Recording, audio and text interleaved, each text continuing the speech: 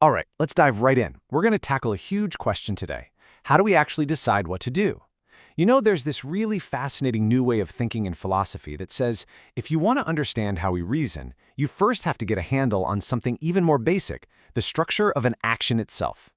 Just think about this for a second. A doctor taps your knee and your leg kicks out. That's just something that happens to you, right? But when you decide to get up and make a cup of coffee, well, that's an action. So what's the real, deep-down difference between the two? This simple question, believe it or not, is the key to unlocking this whole mystery of practical reason. So here's the big idea. Instead of trying to look inside our own heads at all the messy stuff, our beliefs, our desires, this whole approach looks outward. It says the logic of our reasoning isn't hidden away in our minds. Nope, you can actually read it directly from the structure of the things we do. It's written right there, in our actions. Okay, so to crack this case, we're going to look at the work of a few different philosophical detectives. Each one has a totally different theory about what makes an action an action. And you'll see, each theory paints a completely different picture of what it even means to reason well. So our first theory, think of it like this. An action is basically a recipe. Imagine you're baking a cake. You've got your goal, the finished cake, and you've got a series of steps you have to follow to get there. This is what philosophers call the calculative view. What this really means is that any action we actually care about is kind of complex, right? It's made up of smaller parts. So according to this view, being a practical reasoner is just about figuring out the right steps and putting them in the right order to get to the finish line. The smarts aren't in your head, they're baked right into the recipe of the action itself. Now, what's really cool is how two different thinkers can take this same basic recipe idea and come at it from completely opposite directions. You've got Candace Vogler, who says, we figure out our reasoning by just looking at the action. Like, chopping nuts makes sense because it's a step in making a salad. The action tells you the logic. But then you have Michael Thompson, and he flips it. He says we understand the action by looking at how we talk about it. So when you say I'm making a salad, you're not revealing some deep inner desire. You're just saying where you are in the recipe. Okay, let's switch gears and check out the next clue. What if action isn't a recipe you follow, but a story that you're actively writing? This brings us to what's called the authorship view. For these folks, the most important thing about an action is that it has an owner. It belongs to you. It's not just some random desire or a twitch that takes over your body for a second. For something to be a real action, it has to be produced by your entire self, acting as one unified whole. And again, we've got two brilliant but different takes on this idea.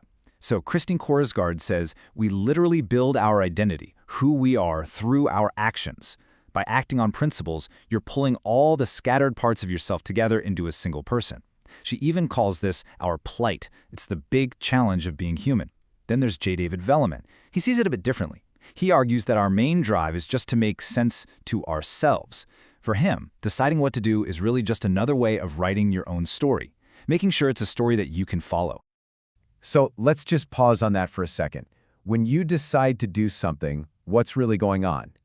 Are you calculating the steps in a plan you've already laid out, or are you trying to write the next believable chapter in the story of you?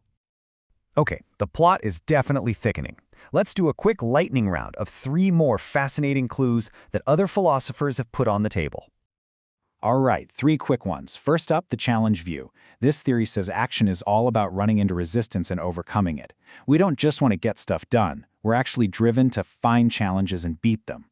Next, we've got the practice view. This one sees all of life as a kind of giant game. An action is just a move you make, and your reasons for doing it are basically the rules of that game. And finally, there's the evaluation view. This one argues that an action isn't really yours unless you consciously sign off on it. Unless you step back and decide for yourself that your reasons are good enough. So, now we've got all these amazing metaphors: the cook, the author, the game player, the challenger. But this brings us to a huge problem, and it's something the source material points out really clearly. The brilliant people behind these ideas, well, they're not really talking to each other. They're all working in their own little bubbles. And that kind of leaves us in a weird spot, doesn't it? If the experts themselves are all in different rooms looking at different clues, how are we supposed to solve the mystery of what an action really is? But what if the problem isn't with their answers? What if the problem is with the question we've been asking this whole time? This is the final crucial twist in the story. the whole debate shifts. We move away from trying to define what an action is, like it's a scientific fact, to something way more personal, asking why we should even bother to perform these structured, coherent actions at all.